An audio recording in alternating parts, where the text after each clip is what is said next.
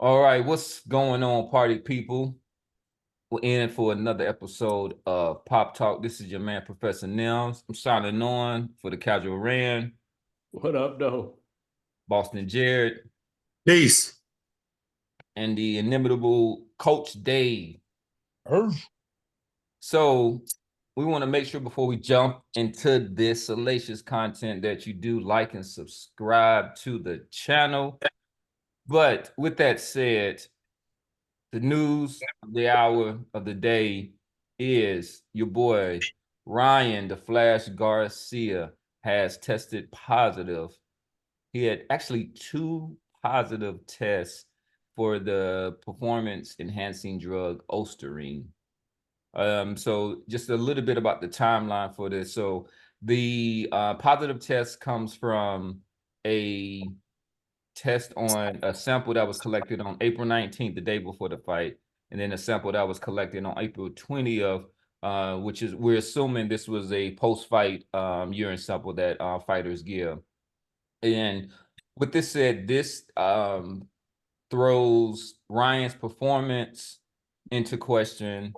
It throws a lot of things. It's really a black mark for the sport of boxing if this is in fact true. We want to make sure that we do give Ryan the opportunity to go through the due process. But what we can state as a fact is that he had this drug in his body, this PED, ostarine. So I'm going to quickly just kind of give you a little bit of background on this performance enhancing drug, and then I'm gonna throw it to Boston Jared to kind of talk about some of the athletes that you might see take this drug and some of the benefits that you might get from it. So, as reported by ESPN, ostarine is a selective androgen receptor modulator that attaches to proteins in the body and effectively tells muscles to grow. It is used to aid performance by helping athletes build muscle mass and enhance the rate of fat loss, and also to increase stamina and recovery ability. So, with that said, before we kind of go into how the implications that this has on the fight, and what this may cost Ryan Garcia, and what this may have cost Devin Haney, I'm gonna let Boston Jared kind of talk a little bit about some of the athletes that you may see use this drug, and why they do use it. Yeah, so this is a drug, and Cam gave you the readout of the acronym. You'll hear it referred to as a SARM, and I had no idea what SARM stood for. What was it again? Can you read it off again, Cam? The SARM, SARM. Yeah. So it's a SARM is selective androgen receptor modulator. Yeah. So again, when it comes to most of these PEDs, they all fall into two categories. They fall into one that helps you with your endurance, ones that help you with your recovery, and the other one is the ones that help you burn fat and simultaneously gain muscle. And this is what that drug ostarine is good for. A lot of fitness models, people in the bodybuilding community, the fitness model community, especially women, you will see them use this because it's readily accessible. It's pretty affordable based on what I understand from the people I talk to. And it does a very, very good job of, again, burning fat and helping you maintain that muscle mass. So if you're a weight loss athlete, if you're an athlete like a wrestler, UFC, or a boxer, and you are in training camp and you're operating at what they call a caloric deficit, you're trying to cut weight, you're trying to burn calories, you can't eat the same types of foods, what happens is your body begins to shrink. Just like all them people you see at the gym who are constantly on treadmills, doing aerobic and anaerobic work, trying to lose weight and not doing weightlifting to try to put that muscle mass on, they begin to shrink. And as a boxer or a wrestler, you might not necessarily want that because you want that muscle mass for strength. What ostarine is going to do is going to keep your body's muscle mass intact, right? You're going to be able to maintain that muscle mass. Where a guy like Devin Haney, for example, who's not taking ostarine, his body is going to shrink and shrink and shrink and deplete itself. The muscle mass, he's going to lose muscle mass, and he has to really, the night before, he's got to replenish with water. That all that extra weight that you see Devin Haney put back on is in the form of water. Where a guy who is on ostarine, he's putting on water and he's able to burn that additional fat and keep his muscle mass. So yeah, this is again, it's a drug that, look, it's not what I've heard people describe it as. I heard numerous people on different shows over the last 24 hours saying that the drug makes you faster, it makes you stronger, it makes you. It's not the fucking heart-shaped herb from Wakanda, okay? It's not the super soldier serum from the MCU. It's none of that. All it is doing is helping you maintain that muscle mass. So you're not able to deplete, you're not depleting yourself the same way that a person who is not on ostarine is depleting themselves. That's really all it does.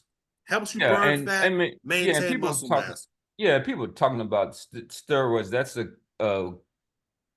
cartoonish kind of depiction of like steroids. They're like, yeah, like it's steroids are usually they help in recovery and those instances, and also burning fat and muscular endurance is the other one you'll see with the stuff like clenbuterol, which is an aerobic dilator. It's going to help a bronchial dilator. That the Canelo was on the clenbuterol. Clenbuterol will help you burn fat and maintain muscle, but clenbuterol is also something that's given to asthma patients because it acts as a bronchial dilator. It'll dilate your your airway tubes, your bronchial tubes, help you intake more air. So, but that's not what this ostarine does. This ostarine is more burn fat, build muscle. Yeah, but it does have some ancillary benefits of increasing. Oh, that's right. You mentioned that. Well, so yeah, some secondary and tertiary. Yeah, you did it. You did it. You said it helps with the muscular. It does help with the endurance. Yes. That is from what I understand, that is a tertiary benefit of it. Its primary effect is not to help you with your endurance the same way as something like a clenbuterol will help you with endurance, or EPO is another one. That is the primary. You want muscular endurance, you want EPO. That's the stuff that a lot of the cyclists get caught using. A lot of the endurance athletes, the marathon runners, blood doping. EPO, you'll hear it referred to as blood doping. EPO is top notch. No, EPO is dangerous. EPO, it reared its head in the UFC with Dillashaw, who was an EPO, and he was somebody who was known to be able to maintain a high rate of activity and stuff. But we won't get a lot of money. You need serious subject matter expertise to have somebody administering EPO to you, because EPO is a hormone that the body naturally produces. When you start injecting shit into the body that the body naturally produces, shit gets very, very complex. Same thing with testosterone. So it takes a lot of subject matter expertise and money to find somebody to administer EPO, testosterone, shit like that, especially EPO. So the Captain, so there's been a lot of talk about this being, as Ryan put it, fake news. We even had Tank Davis come out and in a weird post, what a clown, attacked it. Yeah, it was a clown. He attacked it, Eddie Hearn, and feels that Eddie Hearn needs to be banned. This was not Eddie Hearn's fighter. So it gets into these wider conspiracy theories. Do you feel, based on the evidence that you've been presented, that Ryan Garcia did in fact indulge in taking this PED? I have two frame of thoughts on this, right?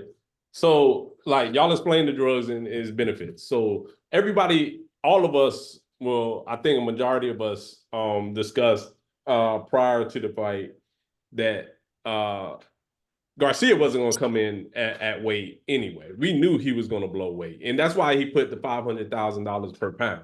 So I mean that kind of contrary to I'm gonna take this drug so I can lose this fat, so I can keep my muscles, so I can, for what? We already established that he's not going to make weight, right?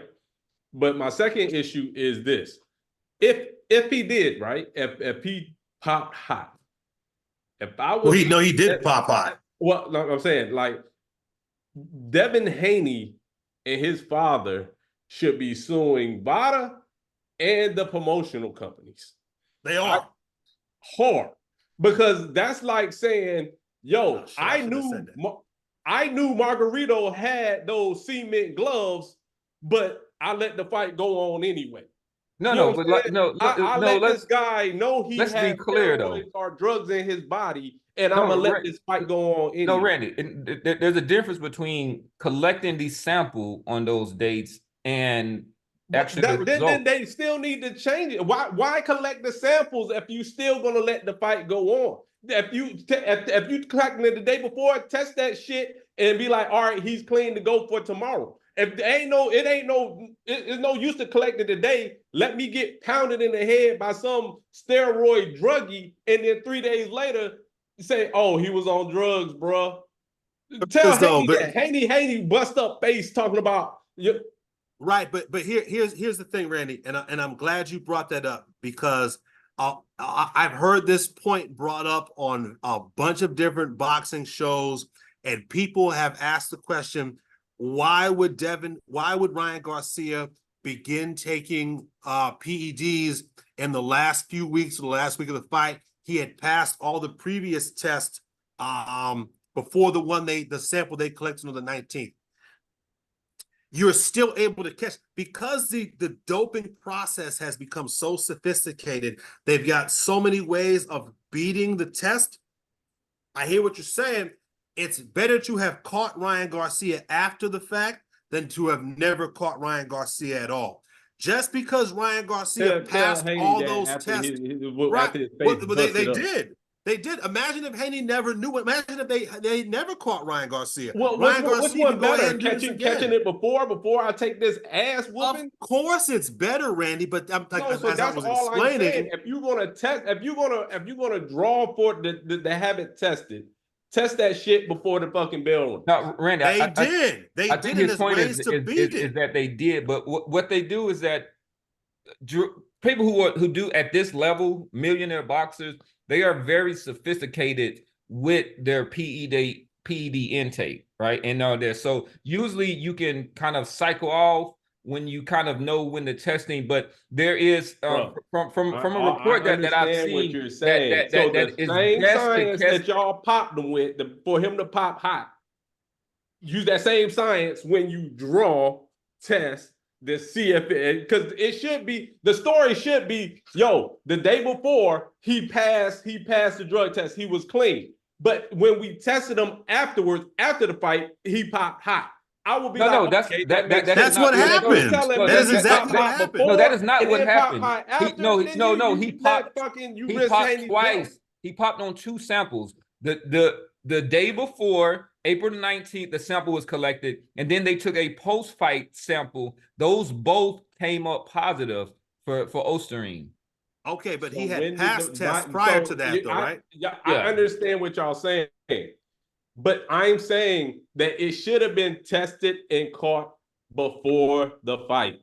Yeah, but Randy, it's the test it's to the point of there's fighters who are working to outsmart the drug testers, right? It's just like it's a game of cat and mouse, and then they're just like, either you test them. I mean, they're working to not get caught by VADA. But that's like telling homicide police. I understand. He got caught, right? He got caught. At the end of the day, he got caught. So y'all can't tell me why he couldn't get caught before the day before, when they took that sample and it was hot and they caught that one. Why couldn't they do that day? You keep saying they're masking. It takes time to analyze the results of the test, Randy. You can't just piss and look at it and shake it. It's not like a pregnancy test. It has to go back to a lab. There's a chain of custody. It has to be analyzed. Like, it's not. And then it has to be retested, because if you come back with a positive, that's a false positive, then that is a defamation lawsuit waiting to happen. So they're going to test it. Which They're one, going to make sure for the fighter, for the safety of the fighter, which one you rather have? A defamation lawsuit, or the fighter actually dying in the ring because somebody was full of steroids and was allowed to fight? Randy, the testing is not that advanced. If your issue is with the testing, I agree. I would love for this testing to be so sophisticated that as soon as they take the blood or the hair or the urine, they can tell within 5 minutes if you're positive or not. But the reality is it doesn't work that way. And there are so many ways to beat, circumvent, and obfuscate test results nowadays. It's that part it's better than catching somebody that do with it, because he didn't beat it. You know what I'm saying? He got caught. So partly, what you're saying is but he got to fight. But he got to fight, Randy. For like 5 more days. Randy, he got to fight, and he got to fight, and he made over $50 million. So he did. Right.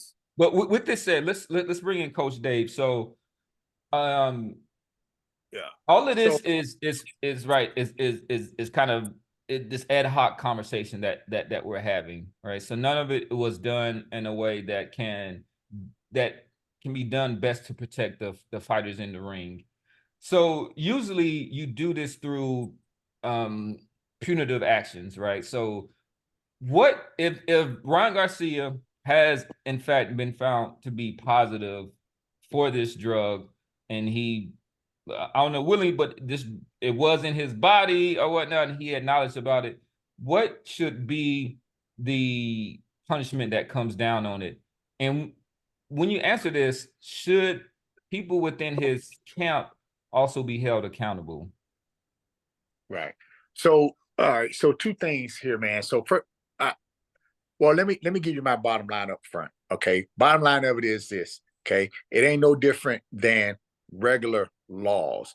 I'm a criminal justice major too. How about that? So, you know, one of the things about crime is that the punishment must be quick and certain. That's one of the things that's supposed to deter us from doing stuff.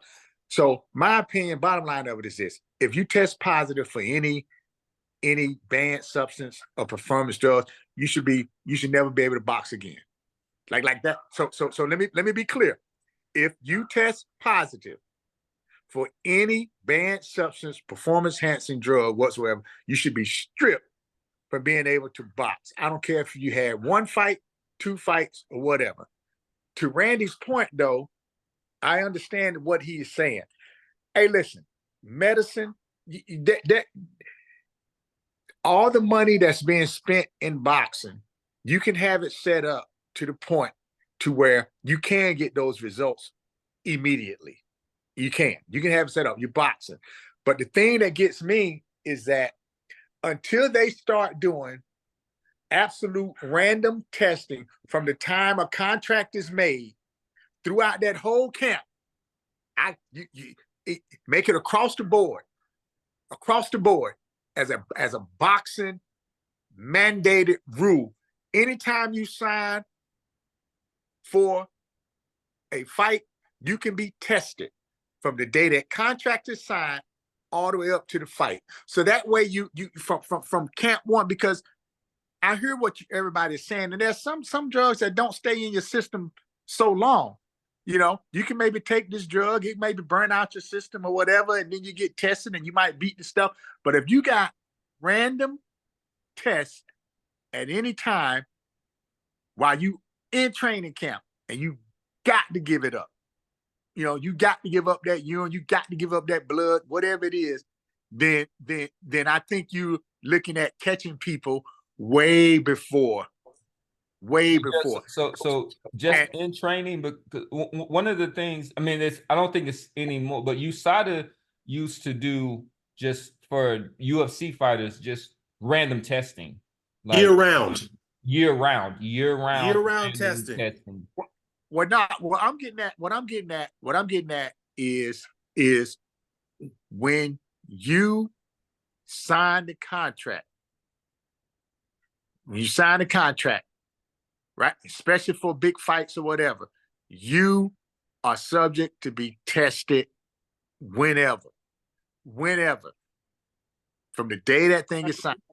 And I'm talking about, you know, you're looking at you're looking at the year-round stuff, and UFC might have, 50,000 fighters that they trying to test year-round. But when a Conor McGregor and a whoever else is, when a Devin Haney or Garcia,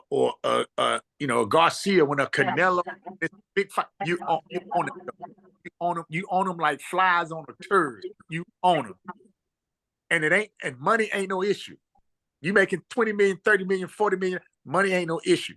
So there's no excuse in terms of why pro fighters can't be caught if they're dirty or not, all the way up.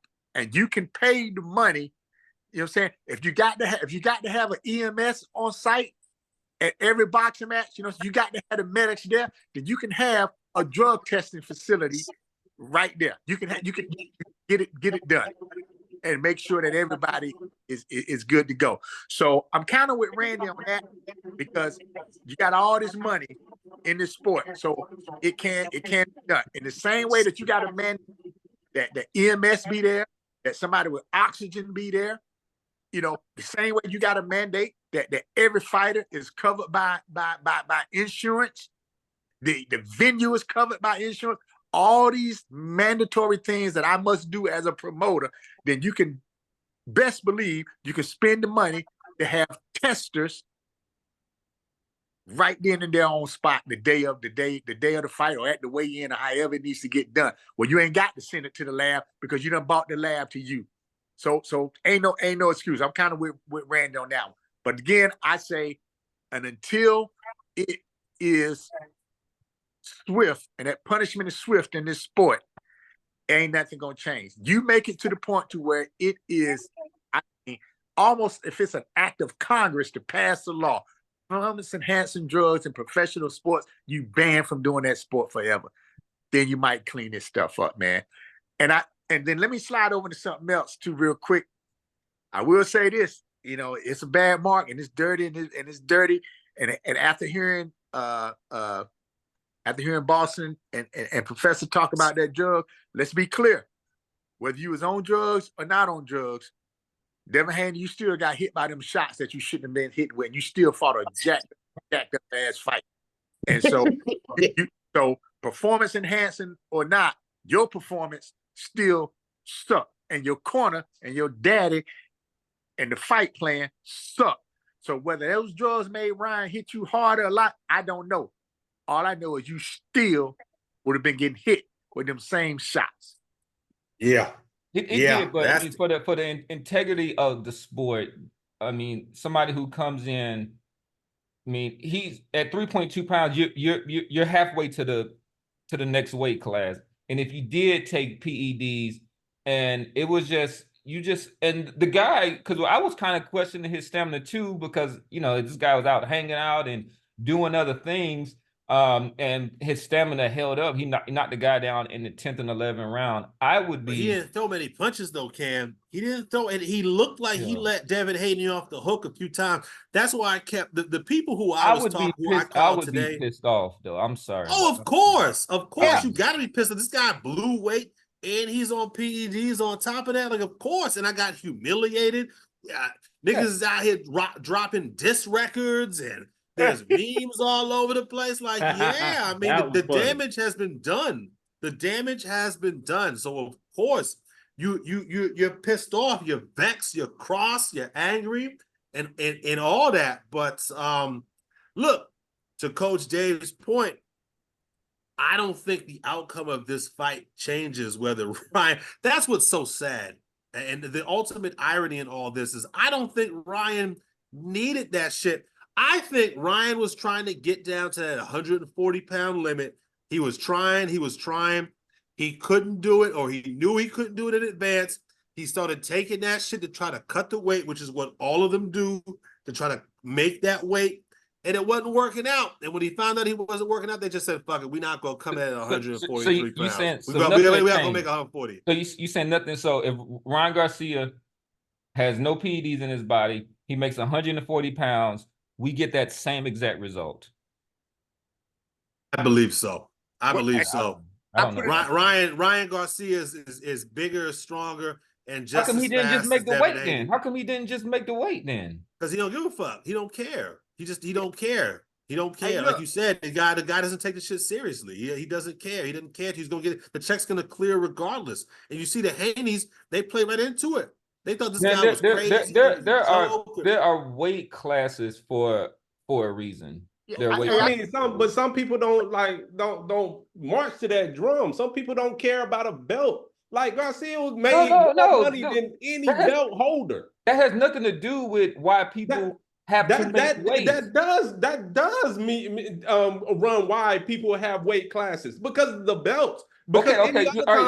You're right about that. You're right about that. So how come Pacquiao was making people fight under for the 154-pound belt? How come he was making them weigh 152 pounds?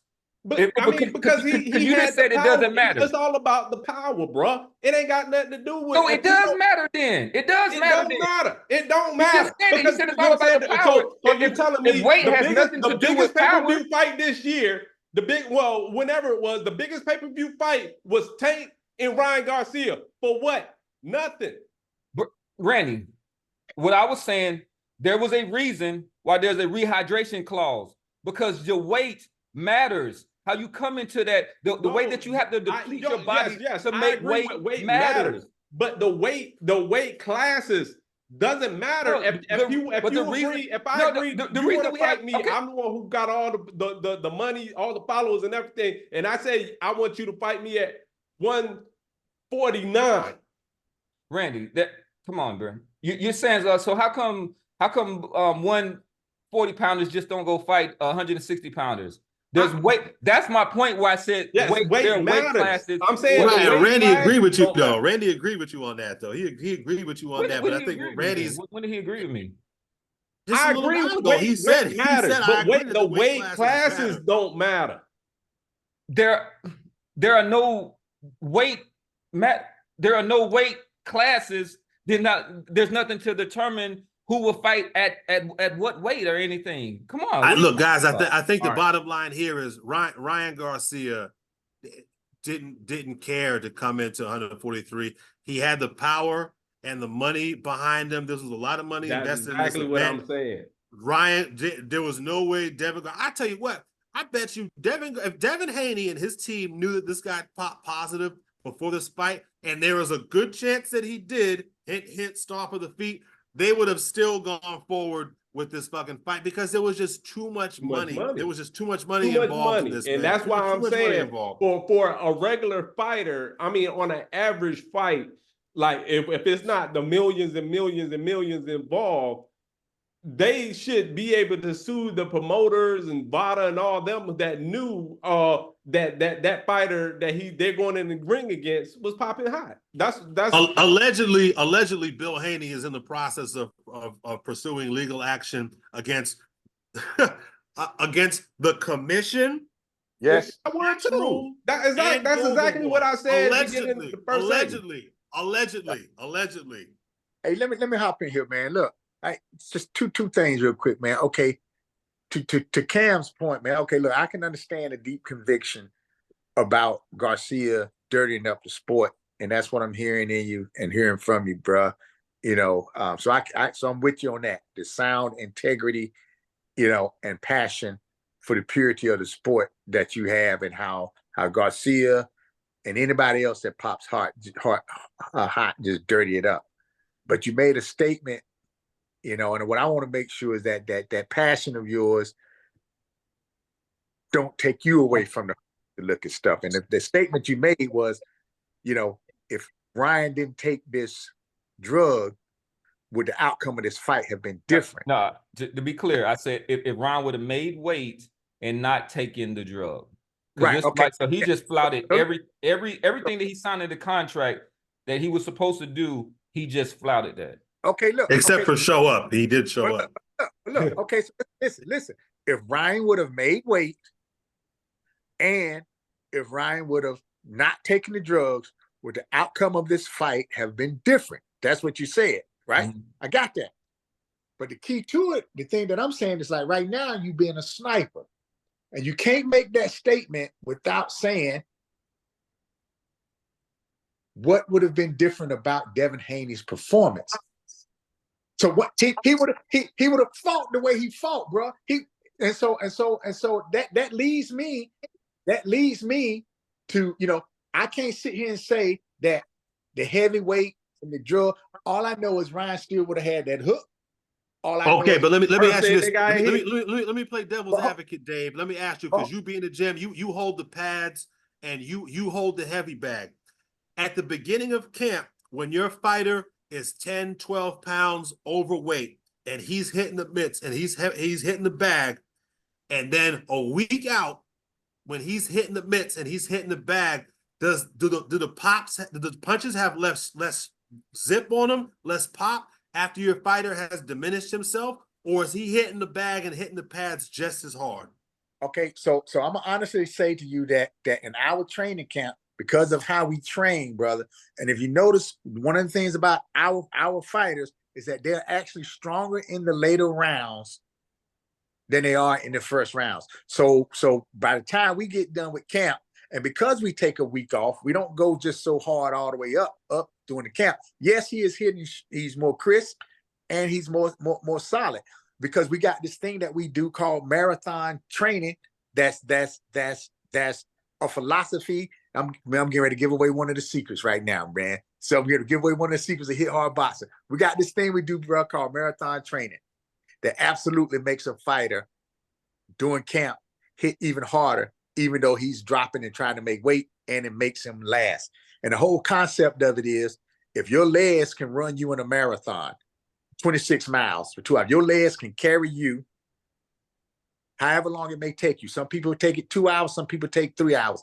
Then you can train your body to punch for 36 minutes, 12 times 3, 36 minutes automatically straight. So that's the type of training that we implement. So he is stronger. But I wanted to get back to my point, because the second point that I wanted to say is that the drug stuff is bad, man. But bottom line of it is, Devin Haney fought how he fought, and his corner did how he did. Now, going back to the punishment and all that stuff and who he's trying to sue, let me tell you something. It is time. It is absolutely time for people to start putting their foot in the behinds of the boxing sanctioned authorities. Number one, they are just money hungry.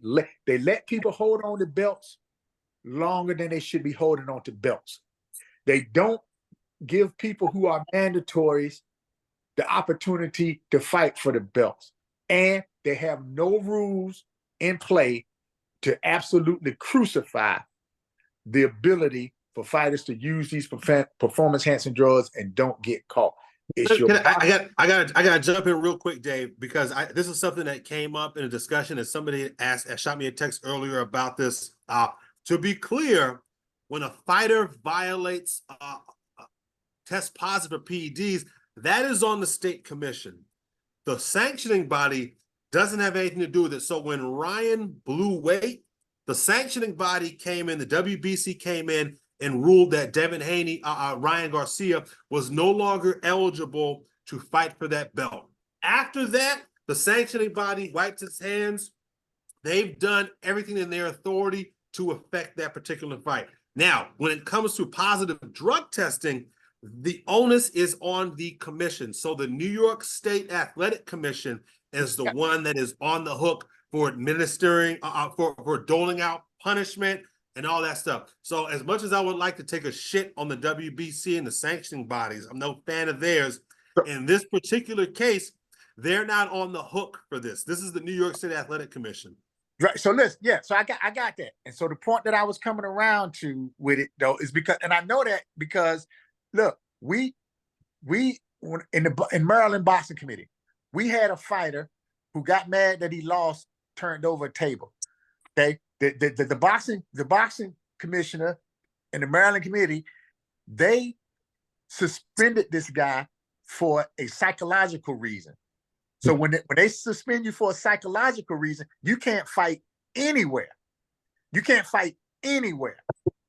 If you get suspended by psychological reason, you cannot fight anywhere until you go and you get the testing, and then that commission that suspended you, okay, hey, he's met the requirement. So I'm with you on that.